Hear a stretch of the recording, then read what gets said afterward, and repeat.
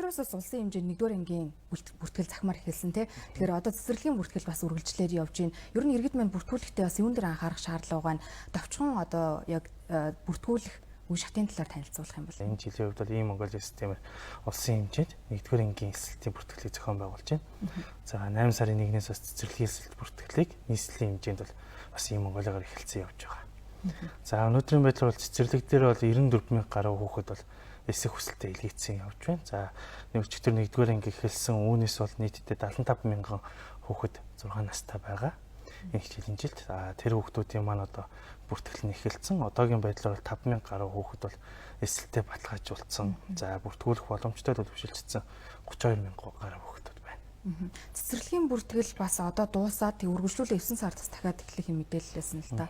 Тэр талаар одоо дахин бүртгэл яаж ямар журмаар явагдах вэ? За тэгэхээр ямарсан цэцэрлэгийн эсэлтийн хувьд бол бид 8 сарын 21 хүртэлх хугацаанд буюу энэ 7 хоног дуустал ийм Монголын системээр цахимаар хүсэлт хүлээж авч байгаа. Үүний дараа яах вэ гэхээр бид нийслэлийн хэмжээнд цэцэрлэгийн багтаамжид тааруулан тухайн хүүхдүүд хаягтай нойрхон хамгийн боломжит хувилбартай цэцэрлэгийг хамар сурах цэцэрлэгийг санал болгож хариу өргүүлнэ. За хариу өргөлтөд бид ийм Монголиагаар дамжуулаад хариу өгнө. Мөн бүртгүүлсэн утасны дугаар танд мессеж илгээж өгөх байгаа. Тэгэхээр тухайн цэцэрлэг дээр эцэг их маань очиод гэрээгээ байгуулаад хүүхдэд цэцэрлэгт явуулж болно. За хамгийн гол нөгөө цэцэрлэг санал болгож байгаа үр дүн маань бол одоо тухайн хүүхдийн бүртгэлтэй хаягаас хамаарч байгаа.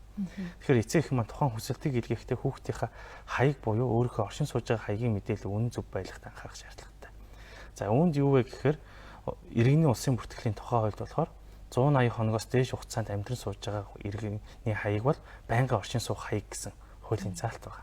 Энэ хүрээнд тухайн иргэн өөрийгөө бол хичээлийн жил буюу энэ хичээлийн 9 сарын 1-ээс эхлээд дараа жилийн 6 сарын 1-ний хүртэл хичээлийн шинэ жил байгаа. За хичээлийн жил байх хугацаанд байрлах хаяг дээр нь хүүхдэд нь бид нэр цэцэрлэгт хамрагдах боломжийн цэцэрлэгийг санал болгоно. Одоо 1-р ангид элсэж шинээр орох гэж байгаа хүүхдүүдийн хувьд хөдөө орон нутагт ялангуяа те яаж ямар журмаар цахимаар бүртгүүлэх үү? Одоо цахимаар бүртгүүлэх боломжгүй бол бас биеэрээ очиж бүртгүүлэх боломж байгаа юу гэдэг дээр. За тэгэхээр ямарсан цахим бүртгэл маань бол бүртгүүлэх нэг хувилбар нь байгаа юм. Мэдээж хэрэг цахимаар ашиглах гэдэг юм уу цахим хэрэглэх хязгаарлагдмал орчинд бол мэдээж хэрэг биеэр очиж бүртгүүлэх боломж нь нээлттэй. Нэг эсэндээ сургууль дээрээ очиод та одоо сургуульдаа хүүхдээ бүртгүүлэх асуудал манаас уламжлалт хэлбэрээр бас явагдаж болно. Яг цахим маань илүү нөгөө цаг хугацааг хэмнэх, иргэдэд чирэгдэл учруулахгүй байх, төвөггүй байх тэр зарчмууд руу нөлөөлж байгаа. Энэ жил яг бүр илүү шинжлэгдэж байгаа боловсронгуй болсон зүйлүүд юу байна? Одоо цахим бүртгэлтэй холбоотойгоор гэдэг юм уу? За 1-р ангийн эсэлт маань цахим болсон хувилбар маань ерөнхийдөө бол хуучин байсан сургууль дээр нөгөө бүртгэл хөтэлдэг тий. Буцаагаад ингээд тэрнийхэн дагуу ингээд эсэлтийн комисс үйл ажиллагаа явуулдаг. Тэр бүх үйлдэлүүдийг л цахим хэлбэрт иргэдэд цахимаар харилцах боломжийг нь л үүсгэж байгаа. Нэгээсэндээ одоо та ийм Монголиад 1-р ангид эсэх хүсэлтийн үйлчилгээн дээр бол юу харагдж байгаа гэхэд танаа хүүхдийн тухайн хүсэлтийг нь шийдвэрлэж байгаа явц буюу нэг 7 төрлийн төлөв харагдана. Үүнд бол эхнийх нь бол хянагдаж байгаа төлөв. За хянагдаж байгаа төлөв гэдэг нь юу вэ гэхээр тухайн хүүхдийн мэдээлэл бол байгаа. За тэр хүүхдийн мэдээлэлтэй хамт сурах тойрог дээр нь сургуульд нь мэдээлэл нь хүргэгдсэн. Сургуулийн эсэлтийн комисс тухайн хүүхдийг эсвүүлэх шийдвэрээ гаргахыг хүлээгдэж байгаа гэсэн. За одоогоор бол энэ төлөв дээр 40 гаруй мянган хүүхд байна. За дийлийнх нь бол орон нутгийн сургууль дээр ягаад гэвэл их нэг уламжлалтаараа явчих боломжтой болохоор бас байна. За хотод бас зарим нэг сургуулиуд дээр хийгдээгүй хянагдаж байгаа нэг тодорхой мэдээлэл шаардж байгаа асуудал байгаа сургууль дээр. За үүний дараах төлөв нь болохоор бүртгүүлэх боломжтой төдөлзүүлсэн, төр төдөлзүүлсэн гэдэг 3 төлөв. Энэ нь юу вэ гэхээр тухайн сургуулийн эсэлтийн комиссийн гаргасан шийдвэр байна. За бүртгүүлэх боломжтой төлөвтэй харагдчихвал та энэ сургуультай хүүхдээ хамруулах гэж байгаа бол тим гэдгийн дараа л шийдэж байна.